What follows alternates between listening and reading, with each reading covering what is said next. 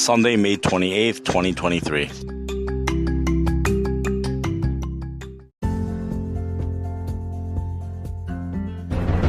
You are listening to Weather with Enthusiasm.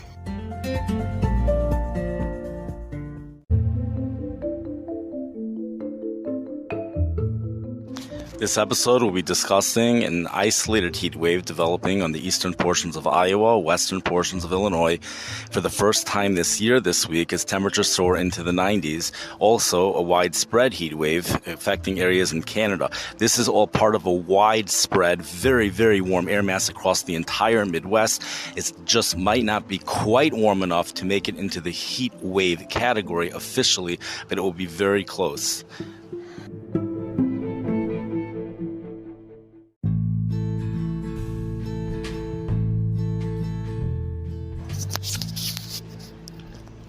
We have a very fascinating weather map this week, and a person could really spend hours just looking at it, and there's not much time, so this is just going to be a start. Maybe there'll be another podcast, another episode given later on to continue what's going on here in the Midwest. We have temperatures are really going to go way, way up this week in places such all over the place, really in the Midwest, the middle part of the country. I should say the middle part of the North American continent, because it's not just the United States. These warm temperatures are going all the way up into Canada. In fact, as we speak, temperatures are 88 or very close to 88 degrees in Winnipeg, Canada right now. Temperatures going into the mid to upper 80s, way up into the upper latitudes. 56 degrees north latitude, even further north than that. This whole week, temperatures and the dew points are also going to go up. Finally, by Thursday, the dew points will go up even up north in Canada. And even before then, you'll see dew points going up mainly in Canada, actually. That's really where the dew points start to go up. We're going to be seeing very dry air here in the Midwest, and that's going to be responsible for very strong efficiency in heating up those temperatures. Dry ground, temperatures going well into the 90s. Several days, at least 4 consecutive days of temperatures in the 90s. For people who live on the Illinois-Iowa border, temperatures going into the mid-90s. It's an interesting situation. We have the European computer model showing solid 90s starting Tuesday already for those areas. The GFS, the National Weather Service model, is not showing anything even close to that. But all forecasters are going, well, at least the ones that I saw, are going with the European computer model. Temperatures going well into the 90s. Many locations will be seeing close to record heat, but not quite record. We have the St. Louis area, but for St. Louis, it's just almost a classic situation. It's above normal. Normal highs are in the low 80s this time of the year. But temperatures going into the upper 80s. There will be a little bit more humidity over there, just a little bit, and that's going to keep those temperatures down. There also might be some clouds. You know, there's a tropical storm that is a storm system that might become tropical for a short period of time off the East Coast, and that's going to spread lots of clouds and rain to the mid-Atlantic area, keeping those temperatures down. What's very unique about this weather map and the setup for this week's heat is that the winds are not going to be out of the southwest. The winds will be out of the southeast. So this has tremendous significance, especially for Chicago, because there might be a lake component to the wind every single day of this heat, which could mean that Chicago might not get any of it. You know, places well inland in the Chicago metropolitan area, like Kankakee, will likely see temperatures mid to upper 80s. The National Weather Service for Chicago is saying temperatures well inland going into the mid-90s. They're saying that it's a good chance, because of the dry air, temperatures could go into the mid-90s. The peak of the heat is in western Illinois, eastern Iowa, right along the Illinois-Iowa border. That's the peak. It's not the places further south. Then temperatures kind of go down, but not that much. Low 90s expected up in the northern parts of Wisconsin. What's totally amazing is that we have a southeast wind, but you still have these cities which have a lake to the southeast of the city up north. Temperatures are still forecasted to get into the upper 80s and low 90s, even up there. Chicago's not, especially when you get close to the lake, but it could be, it's very hard to forecast those things, but a southeast wind, usually it's always southwest, and that's probably because of the low pressure off the East Coast. Usually, what brings in our heat and humidity, especially by the month of June, is the Bermuda high pressure. It all originates with the Bermuda high pressure that situates itself off the southeast portions of the United States.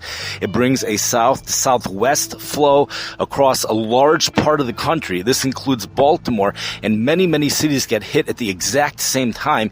And actually, it no longer becomes a west to east weather map, believe it or not. There's a period of time in the year where it's actually a south to north weather map or a north to south. That's when the jet stream weakens a lot. This time of the year, you go into the summer months, and then it all becomes where is the Bermuda high, and then there's an extension of the Bermuda high that usually develops over in the mid part of the country around the Texas area. So we don't have that right now. In fact, what's going on in the southeast part of the country is not a clockwise wind. That's what would be happening with the Bermuda high. We have a counterclockwise. So the entire air mass, all of it, is coming from elsewhere.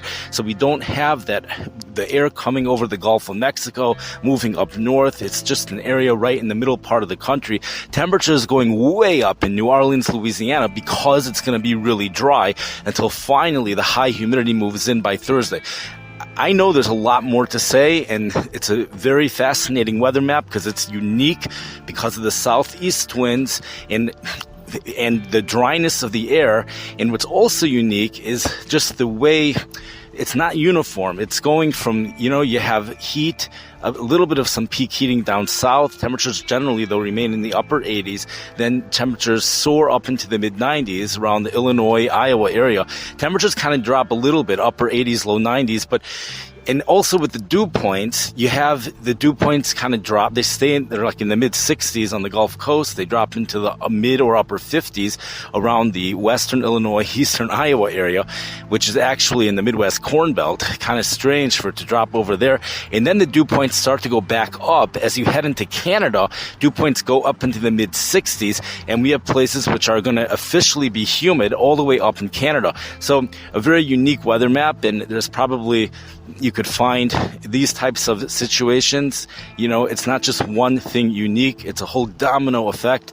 And to figure out all of the dominoes, we only got to maybe the third domino, and there's probably many more, which perhaps if there's time, we will have another episode on that. And if there's not time, we also might have an episode on that. So anyways, for now, people who love the summer can prepare for a week starting as early as Tuesday already for places in Iowa, and eventually covering by Thursday.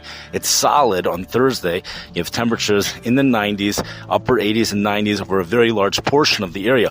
The Environmental Canada starts issuing heat advisories when the temperature is 30 degrees Celsius or higher, which is 86 degrees Fahrenheit. So you're going to have a lot of places in Canada under a heat advisory.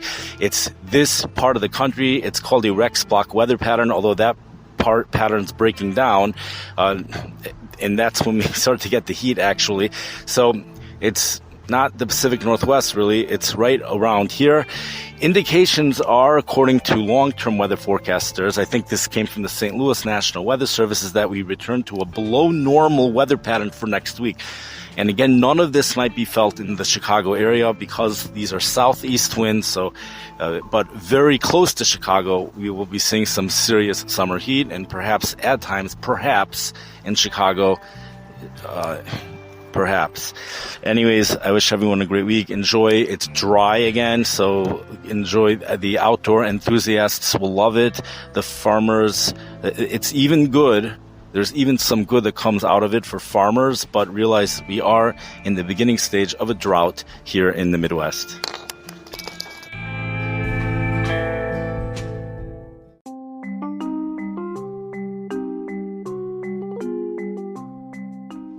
You've been listening to the podcast Weather with Enthusiasm. We have two things going on. We have evaporative cooling, and we also have dynamic cooling, and the two are coming together to produce a major snowstorm in the deep south. The only time you could blame cold air on climate change is when it's a result of the stratosphere warming, which is what causes all the Arctic air to come down south. The way to get a 6-inch snowstorm here in the Midwest and in the Southern Plains has always been you need 3 ingredients. It's hard to believe the numbers that are being forecasted. Several additional feet of snow is expected by Monday morning. Yes! Hey, we have a special guest on our show. What is your name? Katabis. 27.1 barometric pressure. Feet of snow are falling in Japan. Oh my God. That's a time of celebration. Just Google weather with enthusiasm and they're all going to come up.